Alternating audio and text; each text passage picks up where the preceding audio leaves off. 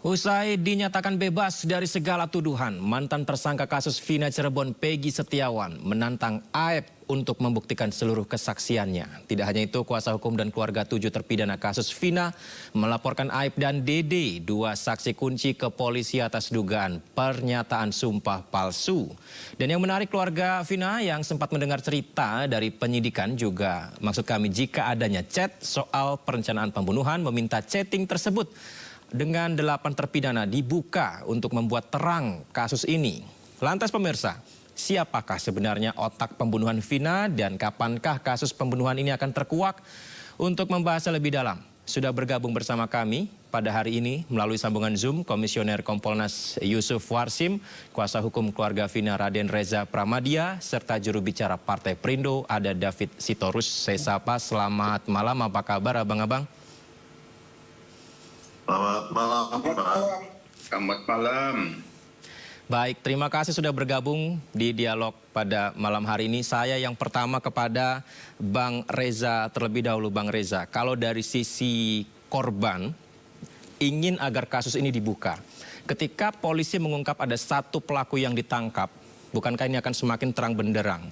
Tapi ternyata faktanya pra-peradilan Peggy memenangkannya. Bagaimana reaksi dari pihak korban akan keputusan pra-peradilan ini? Apakah mempertanyakan atau justru malah sebaliknya bersyukur?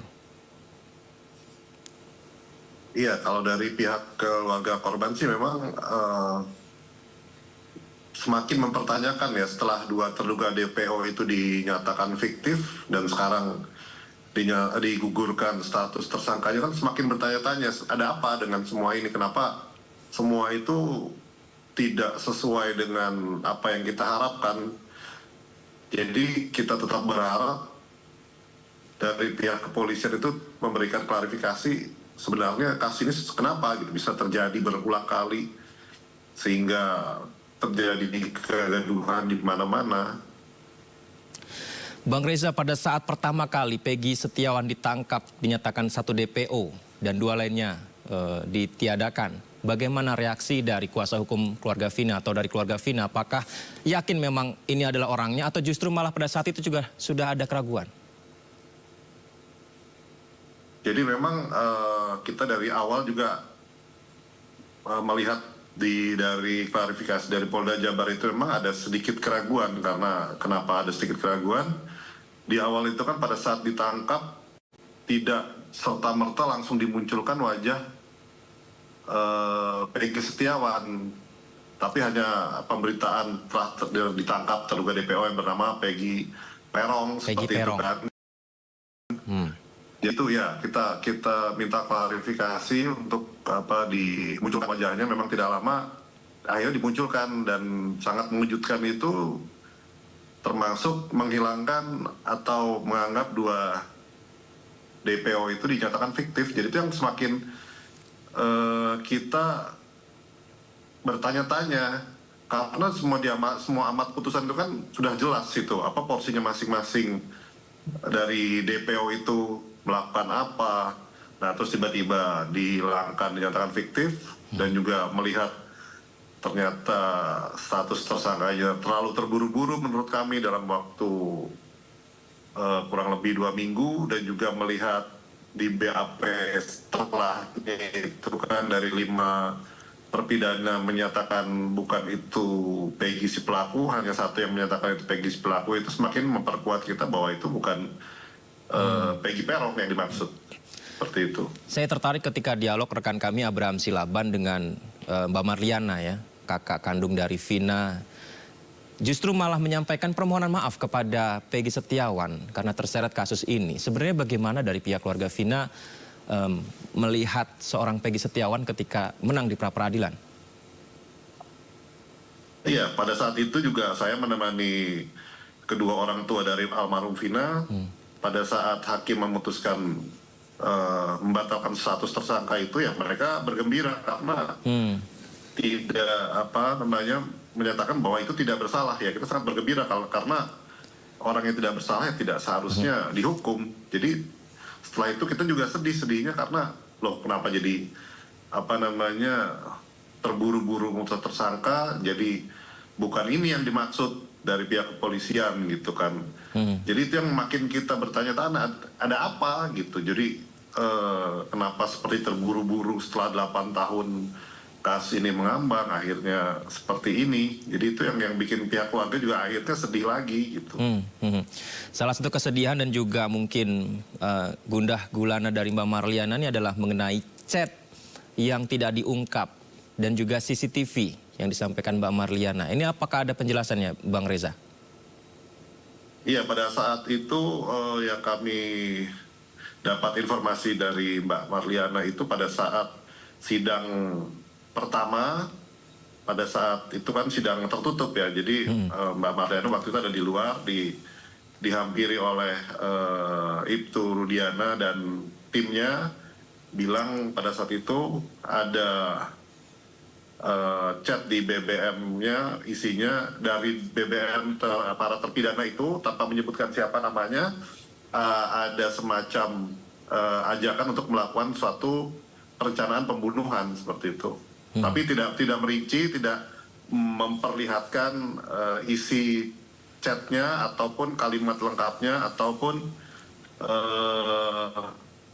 terpidana yang mana yang bilang itu masuk di materi persidangan saat 2016 nggak, Bang Reza? Tidak diungkapkan. Tidak diungkapkan. Dan bukti chat itu juga kita tidak tahu isinya seperti apa karena kan tidak diungkapkan di persidangan. Baik, saya ke Bang Yusuf Warsim. Bang Yusuf, yang mewakili Mbak Marliana dari keluarga almarhumah Vina ini adalah ingin agar penjelasan dari Ibtu Rudiana. Bagaimana Kompolnas melihat ini? Apakah ada kemungkinan Kompolnas akan menemui Ibtu Rudiana mungkin? Baik, berencana kami seperti itu. Kami sedang menyusun pasca putusan pra-peradilan kemarin itu. Saat ini kami sedang menyusun masukan dan saran. Kami sendiri tentu bersaran ke penyidik Polda Jabar, pasca putusan yang sudah dilaksanakan, putusan itu dibebaskan, dilakukan analisa dan evaluasi semua proses. Jadi pada tanggal ini proses hukum yang harus kita bicarakan pada malam hari ini. Jadi ini putusan pra peradilannya kan sudah jelas, penyidikannya kan dihentikan. Nah, itu SP3 ya? Ya, penyidikannya dihentikan. Jadi terkait dengan DPO sendiri, di dalam pertimbangan hakim pra peradilan itu, ini masih kita analisa apakah DPO-nya Peggy atau semua DPO yang dibatalkan.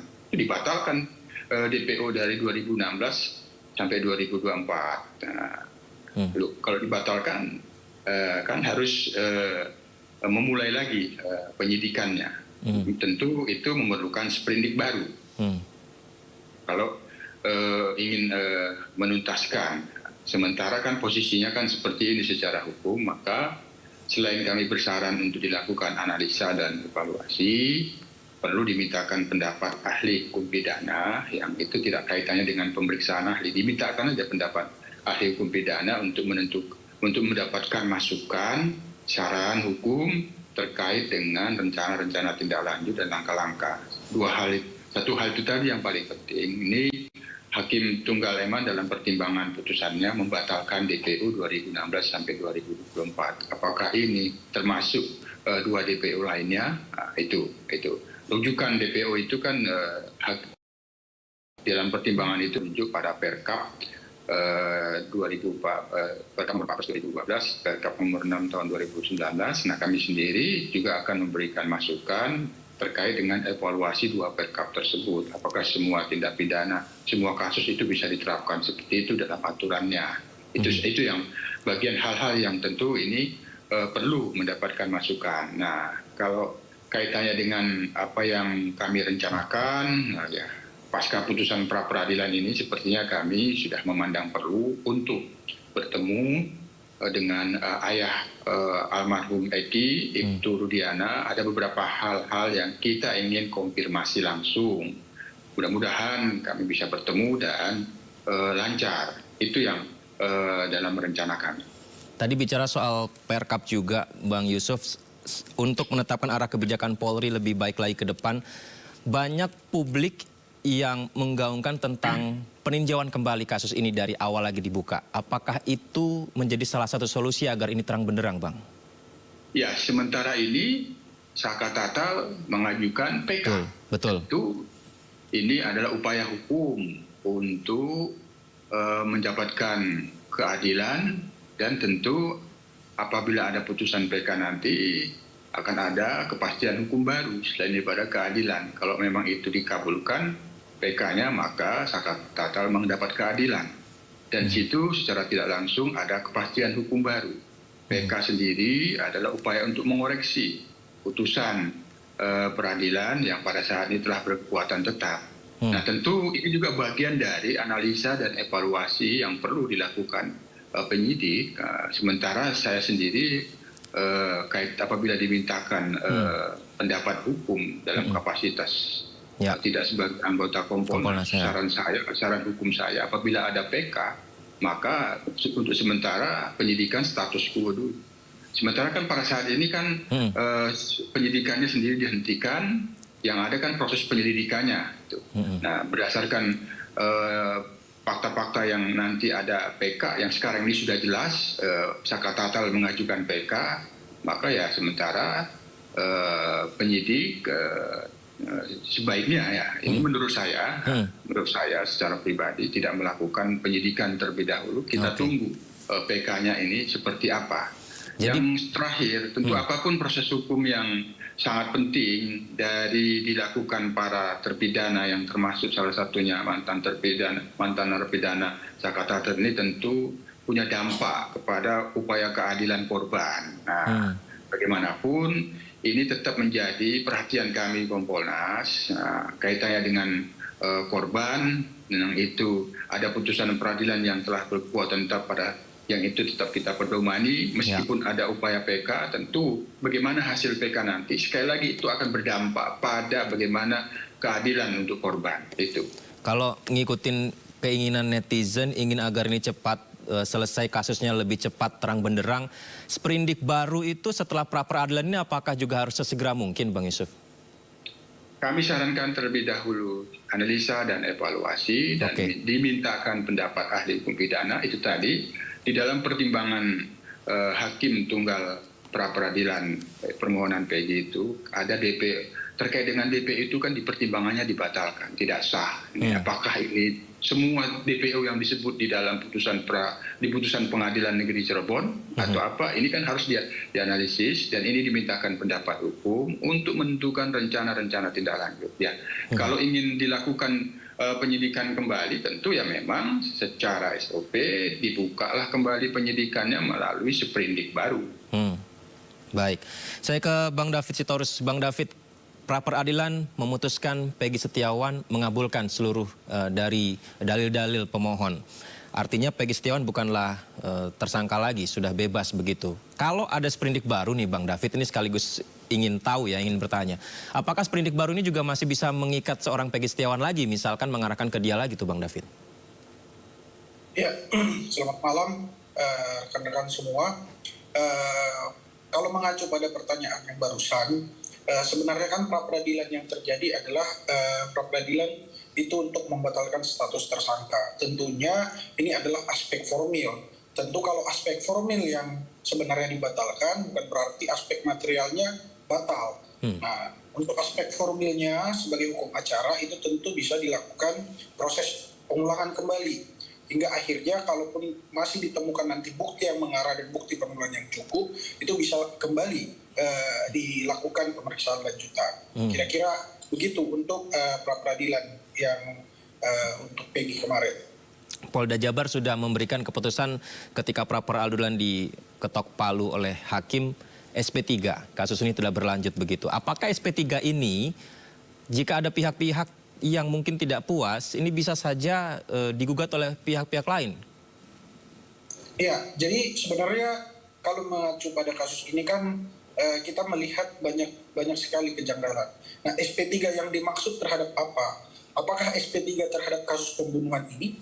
Kalau SP3 terhadap kasus pembunuhan yang dalam arti sudah ada terpidana beberapa orang yang sudah terpidana, sudah menjalani hukuman. Bahkan yang terbaru Saka Tatal yang akan mengajukan peninjauan kembali. Nah, kalau SP3 yang dimaksud terhadap DPO atau tersangka atau yang terlapor lah paling tidak terhadap kasus ini, ya berarti mereka yang dihentikan penyidikannya, mereka yang dihentikan prosesnya. Tapi apakah peristiwa pembunuhannya akan dihentikan? Nah, ini yang jadi pertanyaan. Kembali, apakah misalnya ini nanti dianggap tidak pembunuhan? Nah, itu kan jadi pertanyaan. Cuman dari awal sekali kita melihat banyak sekali kejanggalan. Kejanggalan mulai dari keterangan dari salah satu saksi yang dulu seperti Liga Akbar yang kemudian menyatakan bahwa dia mencabut bahkan keterangan sebagai saksi. Terus pelapor yang merupakan ayahanda dari salah satu korban juga tidak kelihatan sampai hari ini, yang menyatakan bahwa ada bukti chat, ada bukti video dan tidak ditampilkan di pengadilan. Nah, ini sebenarnya kejanggalan-kejanggalan yang cukup banyak, dan saya harap sebenarnya semua orang yang tidak terlibat ya bisa melakukan bisa mengejar haknya kembali. Misalnya apalagi mereka-mereka yang dituduh padahal tidak melakukan. Dan dikejar juga itu saksi-saksi yang dulu memberikan keterangan palsu, karena dari sini sebenarnya nanti bisa terbuka. Dari sini sebenarnya bisa terbuka arahnya kemana, termasuk misalnya kenapa mereka bisa memberikan kesaksian-kesaksian seperti itu. Kalau misalnya dilaporkan, itu akan diproses, itu akan dibuka kembali, lalu akan ketahuan bagaimana kasus ini sejak awal. Nah, dari situ tentunya bisa mengarah ke ada apa sebenarnya di balik kasus ini. Kalau misalnya pembunuhan ini dihentikan SP3 bahwa tidak terjadi pembunuhan, berarti hukuman-hukuman yang kemarin sudah sangat merugikan kembali terhadap mereka-mereka yang sudah menjalani hukuman. Tetapi apakah itu juga menjadi jawaban atas keadilan kepada keluarga Vina misalnya? Kan belum tentu. Nah, tentu keluarga juga terus akan berupaya. Nah, lalu dari situ pada saat terpidana ini sudah ada menjalani hukuman dari kesaksian-kesaksian yang dulu, berarti itu ada banyak kesaksian-kesaksian yang diragukan. Nah, itu harus diuji, itu bahkan harus dilaporkan kembali keterangan-keterangan mereka, karena itu di bawah sumpah, karena sampai di proses pengadilan. Tentu kalau itu diperiksa kembali, itu akan ketahuan. Misalnya, kalaupun ada tanda kutip ya rekayasa misalnya yang seperti yang diduga banyak orang, nah itu akan membuka ke arah sana, akan membuka semua tabir-tabir yang hari ini membuat banyak keraguan-raguan bagi semua pihak. Jadi saya rasa buat semua keluarga kita mendukung terus buat siapapun, bukan cuma keluarga termasuk terpidana, untuk memperjuangkan haknya masing-masing. Hari ini segala proses yang ada kita lihat penuh dengan kejanggalan. Nah, kejanggalan-kejanggalan ini kita berharap semua orang memperjuangkan haknya dan membeberkan fakta-fakta yang mereka punya, supaya fakta-fakta ini bisa nanti akhirnya tertarik tuh ke arah mana, apakah misalnya ini hanya sebatas terhadap pidana pembunuhan itu, atau justru nanti ada pidana-pidana lain yang timbul dari sini. Karena jujur saja secara pidana, kalau misalnya dianggap misalnya SP3 terhadap kasus pembunuhan ini, berarti sudah ada yang memberikan keterangan-keterangan yang tidak bisa dipertanggungjawabkan, hingga ada juga yang menjadi terpidana bahkan sudah menjalani hukuman berapa tahun. Lalu kemudian dari situ juga berarti ada juga yang dalam tanda kutip yang merintangi proses-proses ini. Nah, itu akan menciptakan pidana-pidana baru sebenarnya, dan ini kita perlukan supaya apa? Supaya kan kita sebagai warga negara mempercayakan hak kita kepada pemerintah, supaya proses-proses peradilan, proses-proses peristiwa hukum yang terjadi itu dijaga. Kita bisa pastikan negara hadir.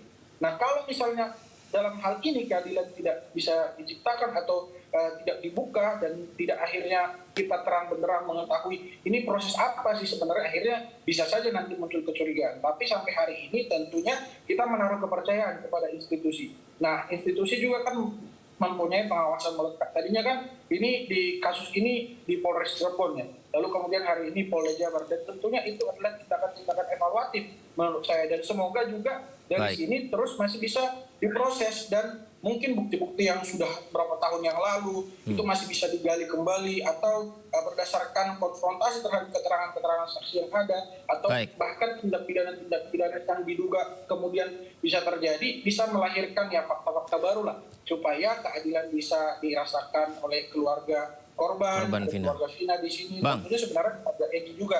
Lalu terhadap mereka-mereka yang telah menjalani pidana baru kemudian tidak dapat dibuktikan, lalu yang sudah ditetapkan tersangka kemarin, salah satunya Peggy, itu sudah mendapatkan haknya. Jadi Bang David, saya pikir itu tetap harus dilakukan.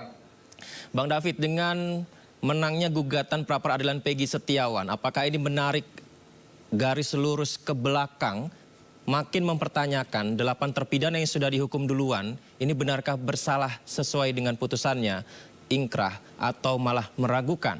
Dijawab sesaat lagi Bang David. Setelah jeda pemirsa, kita akan lanjutkan dialog ini, tetap bersama kami di Sindo Prime.